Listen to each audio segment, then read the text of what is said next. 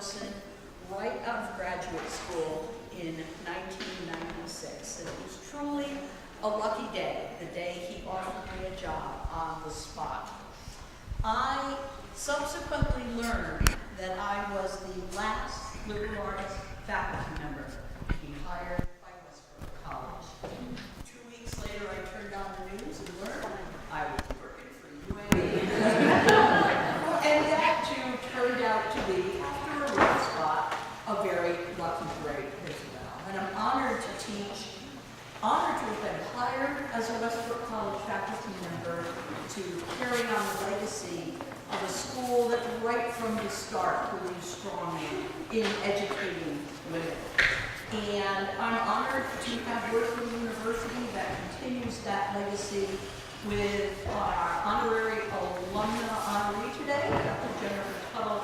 I co-founded the Gender, Women's, and Sexuality Studies program. We just changed the name, and I can't remember it.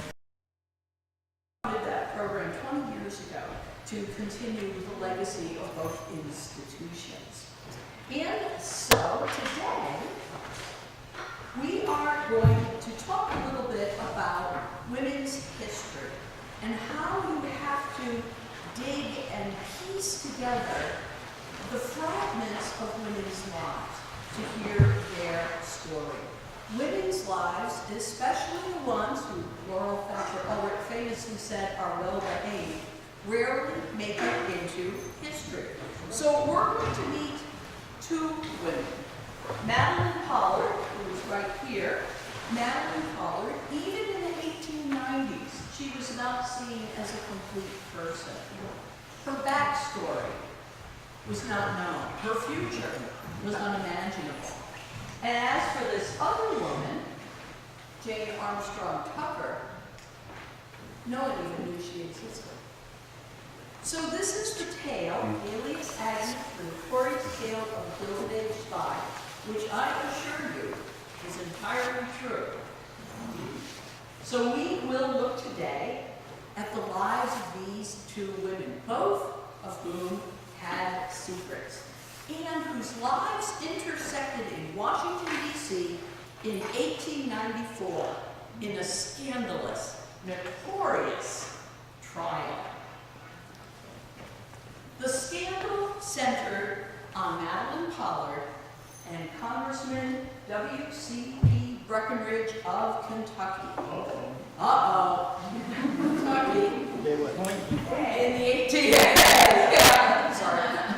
In the 1890s, Madeline and the congressman were both living in Washington, D.C. At that point, he was serving his 5th term in Congress, was a nationally known orator, and there was some buzz that he was going to be considered for even higher political office. As for Madeline, she was living the life of a socialite in training.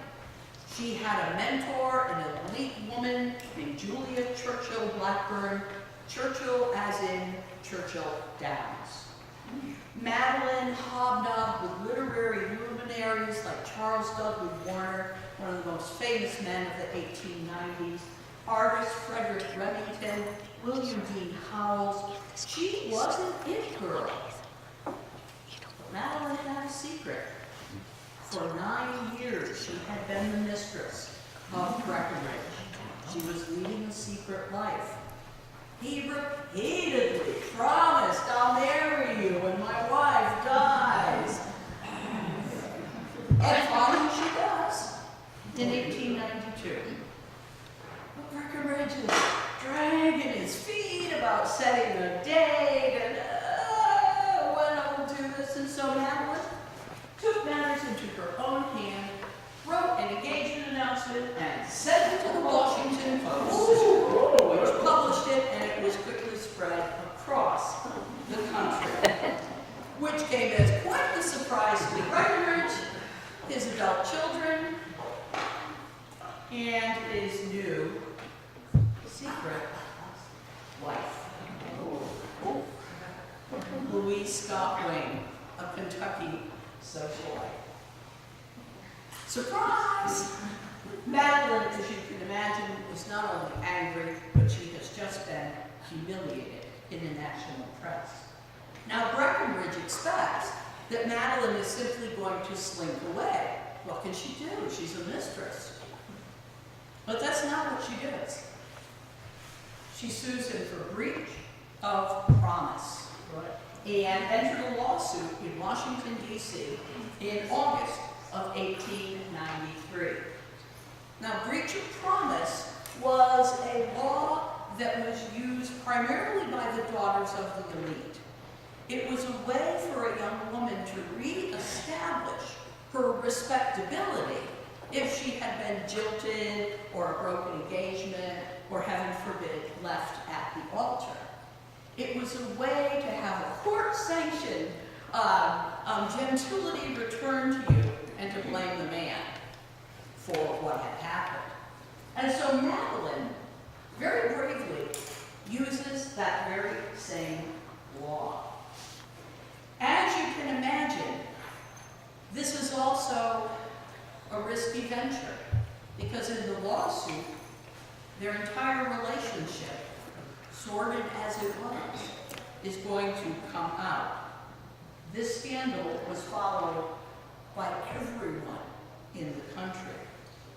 So how do we know about this tale? A tale that was later forgotten.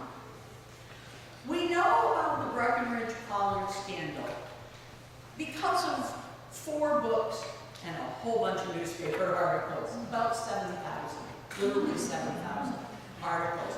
This is one of those books, the celebrated trial of Madeline Pollard versus Breckenridge. And basically, it's a compilation of the daily newspaper articles about the trial.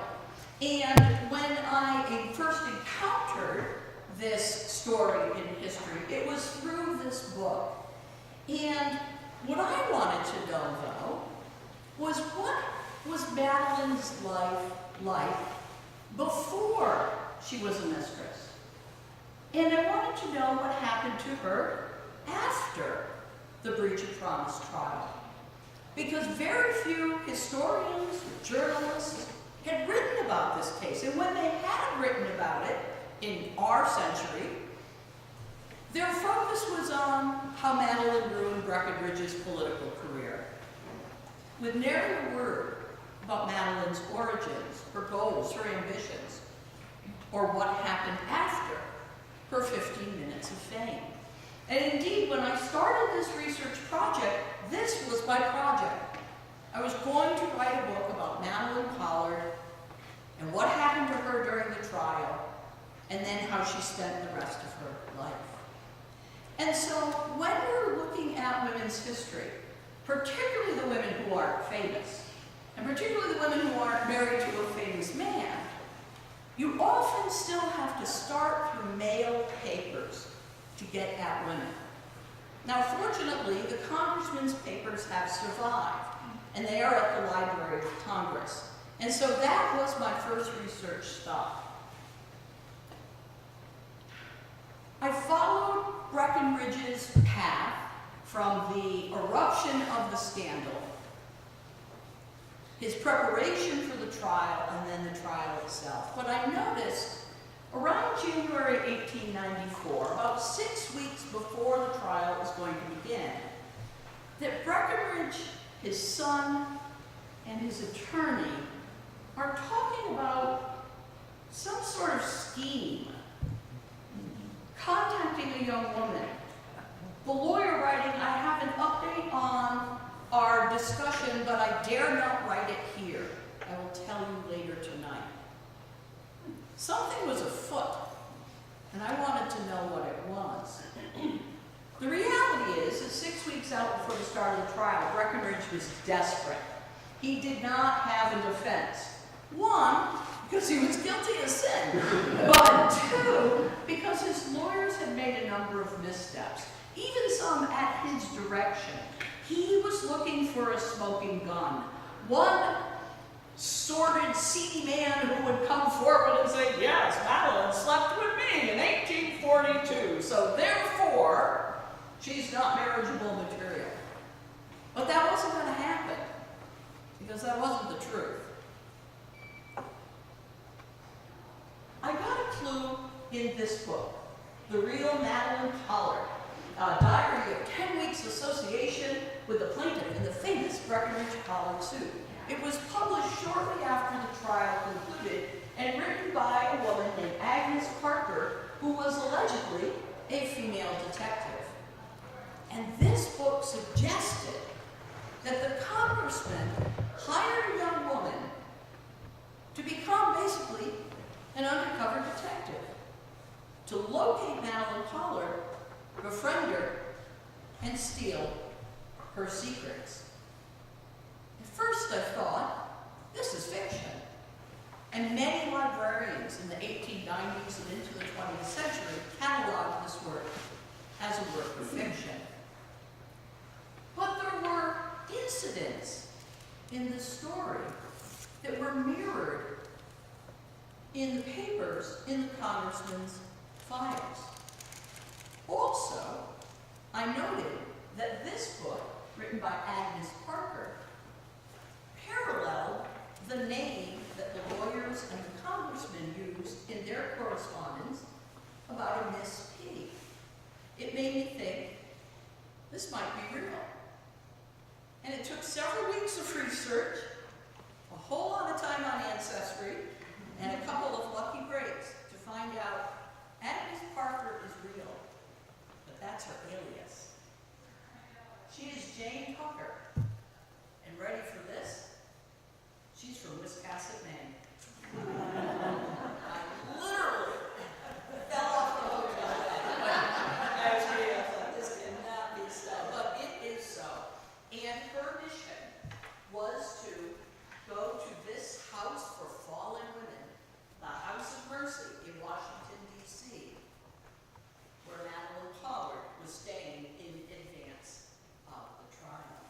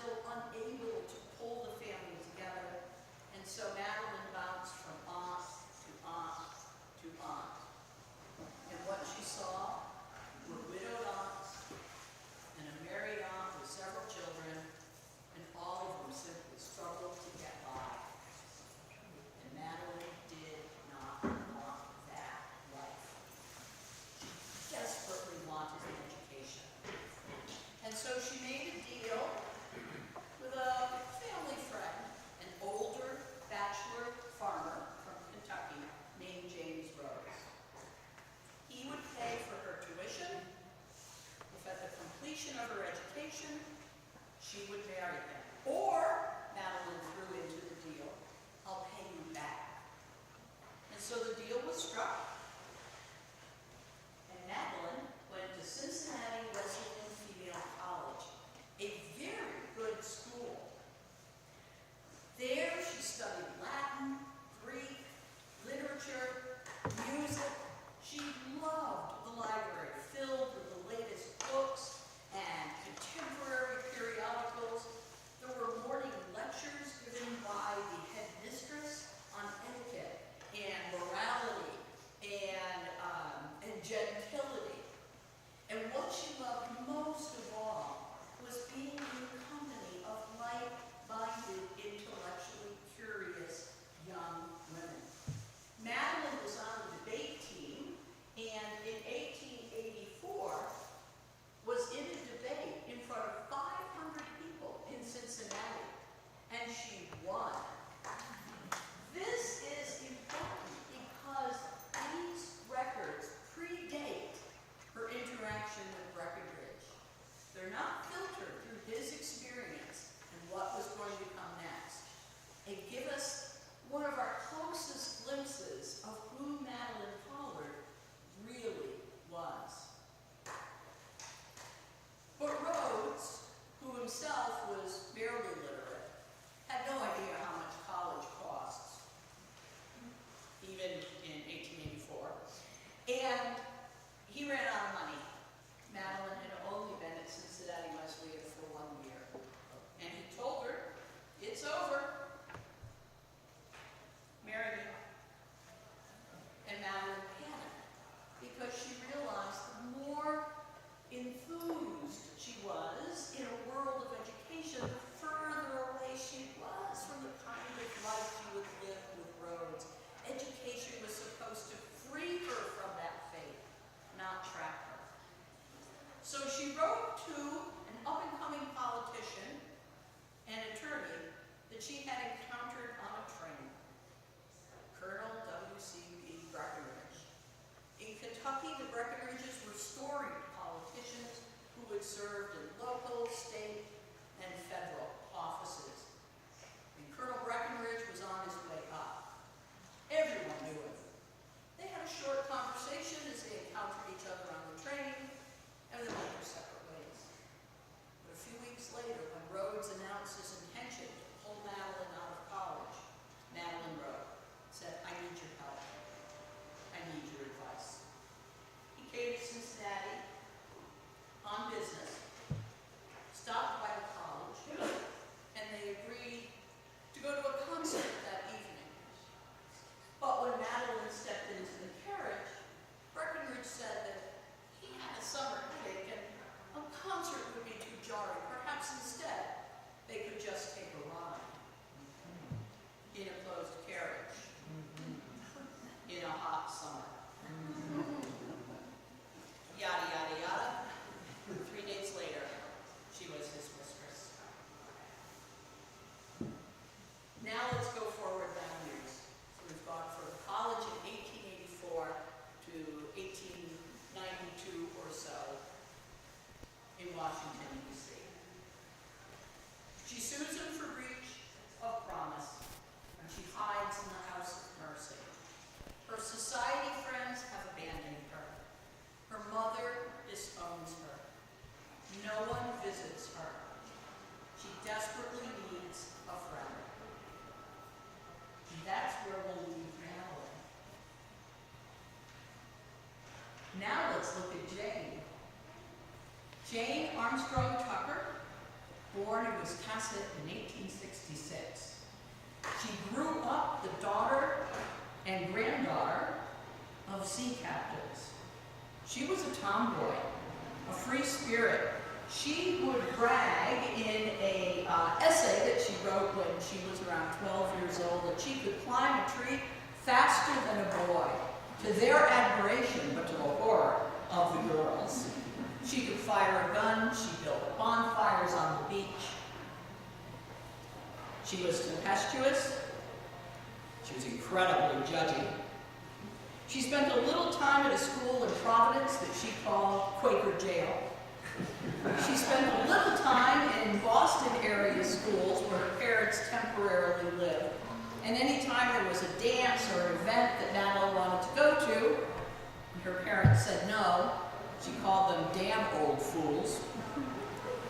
So perhaps it's not surprising that her parents sent her away to boarding school.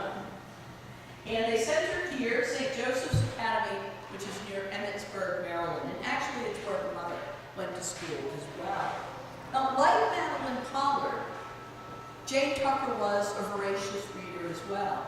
But where Madeline was reading works of Shakespeare and Byron and religious texts like Elizabeth Stuart Phelps' The Gates Ajar, Madeline Pollard was reading Little Women, and I can't help but think that she liked Joe best of all.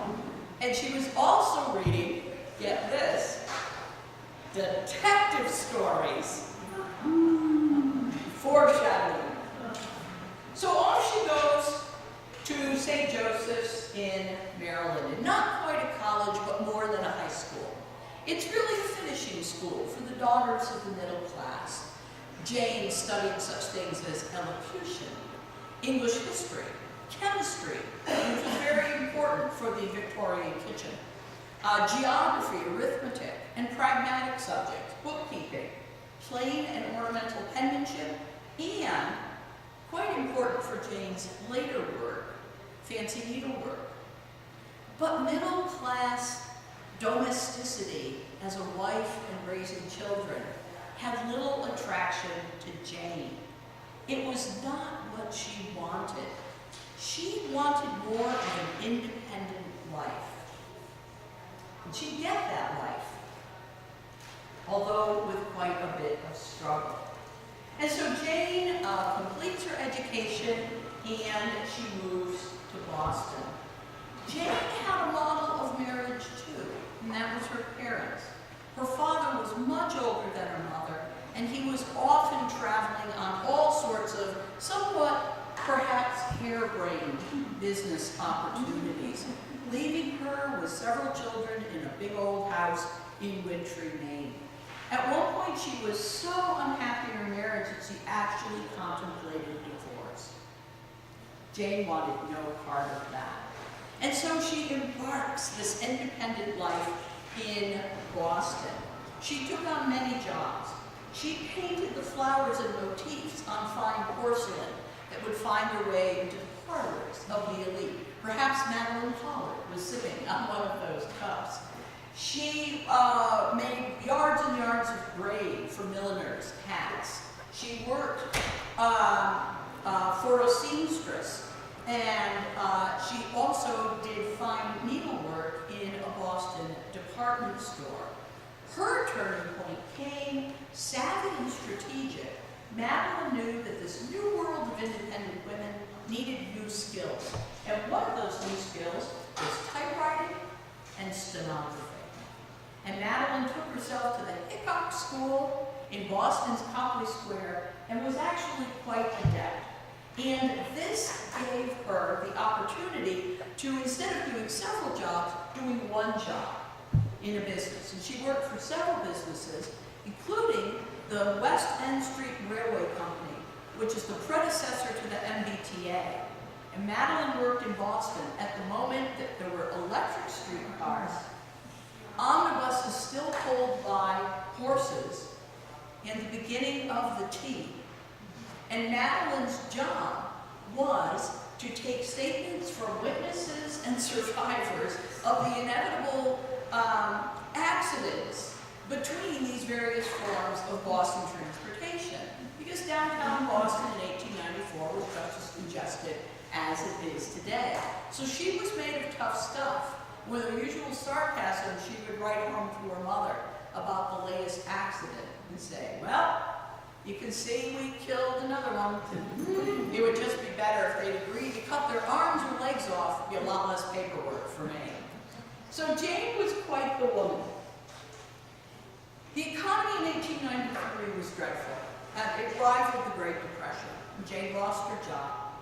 She was chronically ill, probably digestive in origin. Heavy skirts, lots of racing about. She didn't eat the healthiest diet.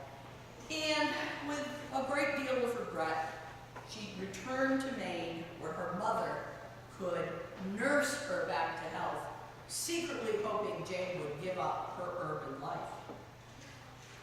But while Jane is resting in a daybed in January 1894, she starts to get letters from a former employer.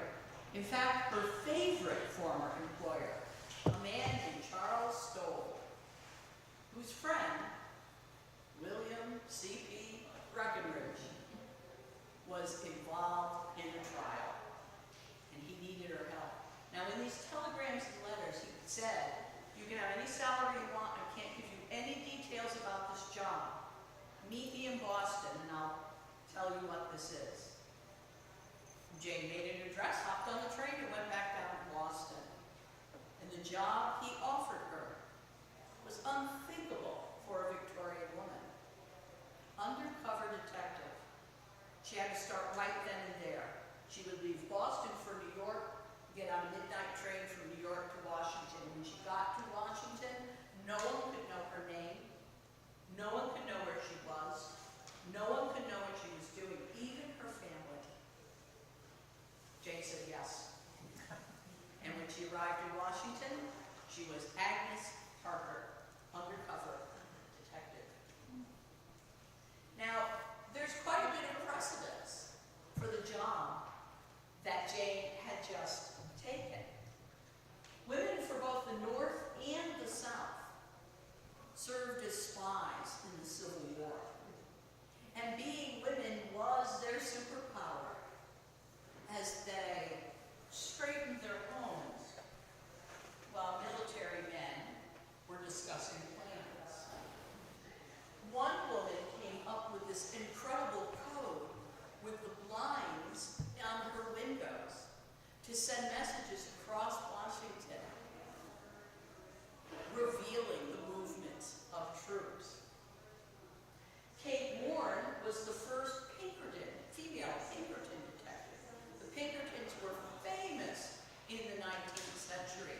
Their motto was an eyeball, said, "We never sleep." And in fact, Kate Warren was involved in preventing the first assassination attempt of Abraham Lincoln. Is that Clara Barton? Is that Clara Barton on the top right? No. Top right? Top right, this? No, yeah. Emma Emmons. She was a Civil War spy for the Union.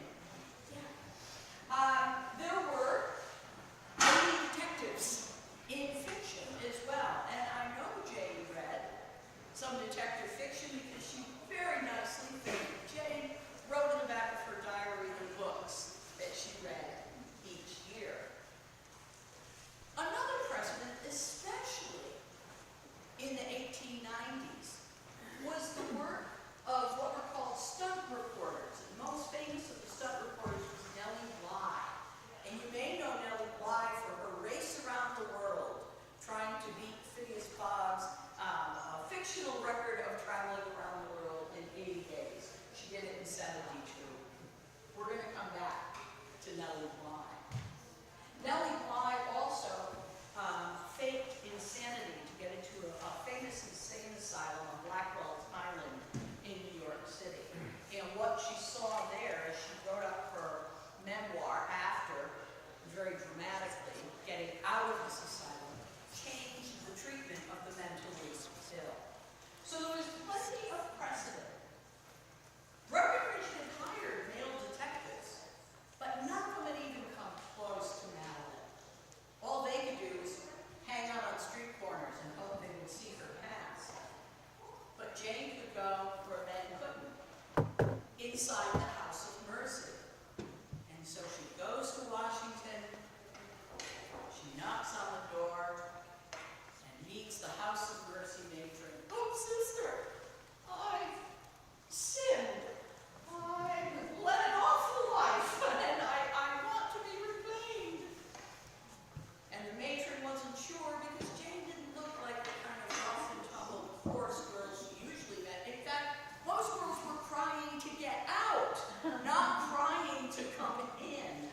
But the matron convinced that perhaps Jane would be a model of morality and repentance, and let her in for a trial of 1 week. So Jane embeds herself into the House of Mercy as Agnes Parker, and indeed she meets Madeline Pollard. After her trial week, Jane decides, I'll have more access to Madeline if I leave, because inmates in the House of Mercy could not come and go as they pleased. You stayed behind locked doors. Only Madeline could come and go by special arrangement between the house matron and her attorneys. And so Jane moves to a boarding house just down the street, but every night comes back, especially after the trial, so that she can see how Madeline is doing. Oh, poor dear, those lawyers, how rude they are to question you in court. And ask her questions. So, how do your lawyers plan to counter the defense? Hoping that Madeline will reveal the plaintiff's strategy. She befriends Madeline Pollard, and Madeline, desperately lonely, believes she's found her new best friend. Jane Tucker is using friendship as a tool for spying. But that's not her most important tool. Her most important tool was whisk. And she used it most nights to bring Madeline a snack, which Madeline loved. Jane was very savvy in the food she brought. One of her favorites was a tomato salad with French dressing. Not the orange stuff, but vinaigrette.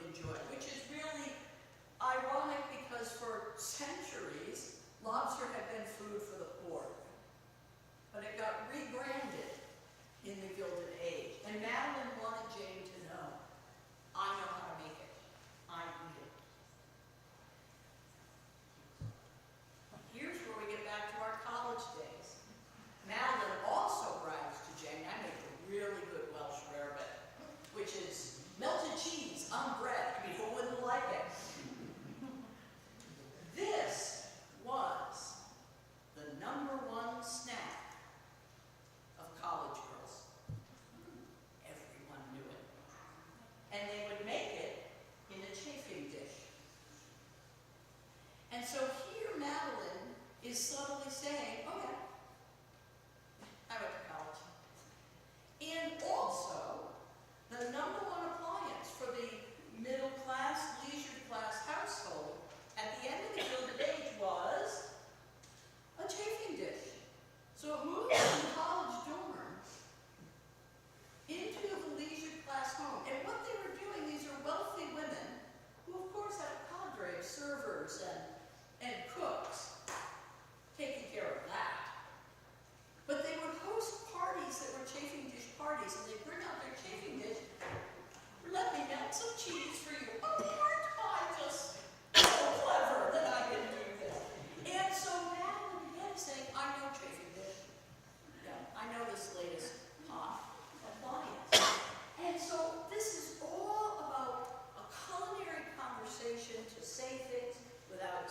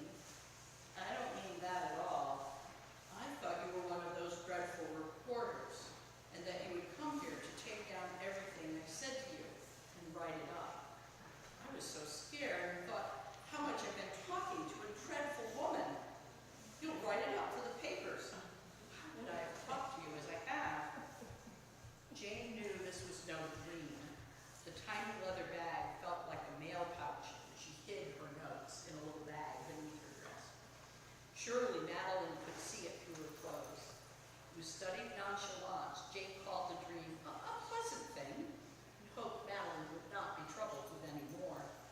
Besides, Jane continued, there's nothing worth writing up in this place, even if I had brains enough to do it, which I certainly do not. And Jane rattled on. I can't recall anything you said that anyone would be interested in. Oh, Madeline replied, that's because you don't know me. The newspapers would be very glad to get a hold of facts about my life,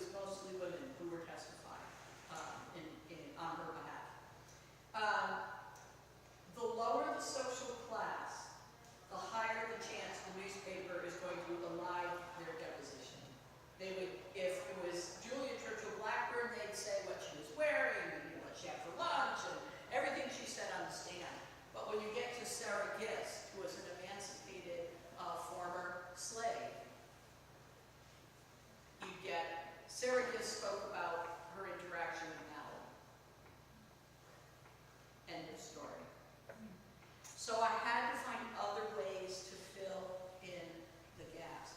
The major difference between when I was reading in the 1890s and the way I wrote the book is I took Madeline at face value, and I centered women in my story.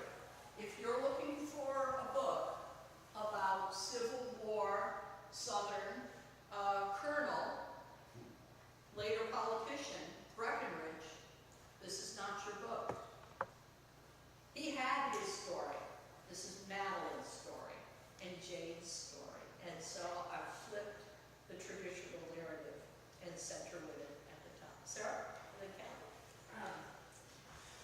After learning all about everything you could about them, do you ever lay awake thinking, I wish I could ask Jane this question or Madeline this question?